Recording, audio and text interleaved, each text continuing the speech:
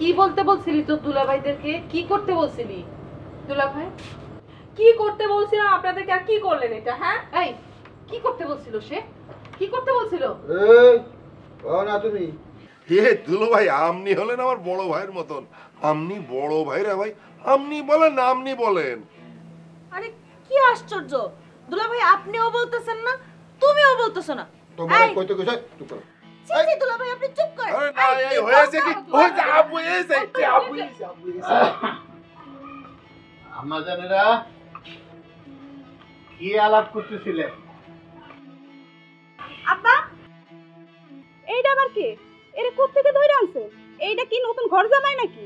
C C C, এইসব কি বলেন? আমি তো আপনাদের বাড়ি গোলাম, আপনাদের বাসায় কাজ করবার জন্য আসছি। আমি থাকতে এই বাড়িতে আবার নতুন কাজের লোকের কি দরকার খালুজান? আমি তো একাই সবার কাম করতেছি, আমার বেতনটা একটু বাড়ায় দিলেই তো হয়। তুই তো বাড়ির ভেতরে কাজ করিস, বাজার সদাই সহ পুরুষের তো আরো মেলা কাজ আছে, ও সেইগুলো করবে। আব্বা কি কইতেছেন? বাজার সদাই করার জন্য তো আমি আছি। সে না টুকটাক চুরি করতো, আমি তো চুরি করি না। বাজার সদাই আমি করুম, এর লাগে আরেকজন মানুষের দরকার কি? এ বড় দুলো ভাই, এই আপনি কি শুরু করেছেন? মুখি যা আসতেছে তাই বলতেছেন আপনি। হ্যাঁ, আমি চুরি করি না, তা আপনি কি করেন?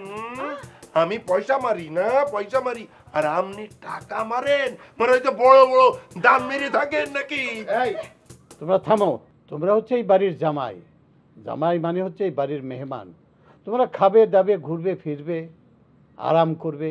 আমি সিদ্ধান্ত নিয়েছি তোমাদের আর বাজার সদাই করতে হবে না, বাজার সদাই সহ অন্যান্য কাজ সব ওই করবে, এই জন্য ওরে নিয়োগ দিছি।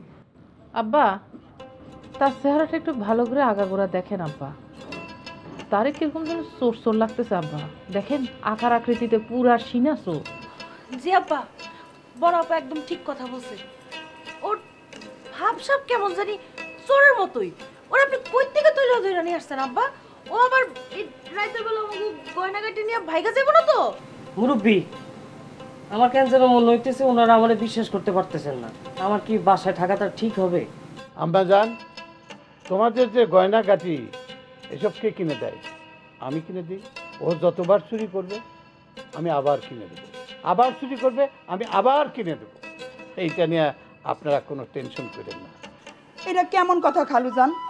এতগুলা বছর ধরে আমি এই বাড়িতে থাকি, কই আমার তো কোনোদিন এরকম সুবিধা দেন নাই। কোনখান থেকে এই সামরা আইছে আর এই সামরারে একবারে এতগুলা সুবিধা দিতাছে। তোরেও দিছি, কিন্তু বলি নাই, কারণ আমার মাইয়ারা তোরে কোনোদিন অবিশ্বাস করে নাই, সেই জন্যই বলি নাই। আব্বা বেশি বাড়াবাড়ি হয়ে যেতেছে না তো? হ্যাঁ আব্বা, আপা ঠিক কথাই কইছে। আপনি ওর সম্পর্কে ভালোভাবে খোঁজ খবর নিছেন তো? ওর স্বভাব চরিত্র ভালো তো? আপনাদের অত টেনশন করার কোনো দরকার নাই, আমি জেনে শুনে আমি ওরে নিয়োগ দিয়েছি। আব্বা আসলেই টেনশন করেন না, ওই কি করে না করে আমি পাহারা দিয়ে রাখবো। আমি সব সময় গার্ড দেবো, ওই যাতে ওর কামে ফাঁকি দিবেন না পারে। আব্বু, উনি কি বলতেছে না বলতেছে সে কথা আপনার শোনা লাগবে না।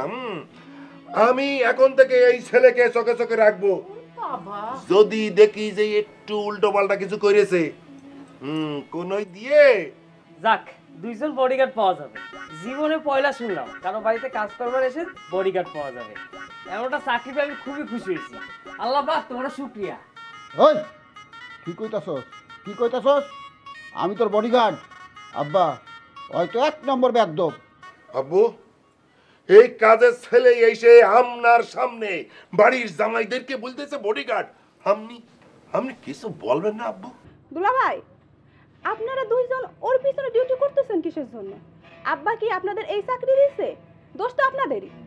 বেয়াদব, তোর এত বড় সাহস! তুই তোর বড় দুলাভাইদের সম্পর্কে আজে বাজে কথা বলতেছস? এত বড় সাহস তুই পাইলি কোত্থেকে? আব্বা, আপনি যদি অনুমতি দেন আমার হয়ে রূপা তারে একটা থাপ্পড় দেখ। আব্বা, এই অনুমতি দিছে, যা থাপ্পড় দিয়া যা। পরে দিমু, সবার সামনে দেওয়াটা ঠিক হইব না। আব্বা, বড় আপা একদম ঠিক কথাই বলছে।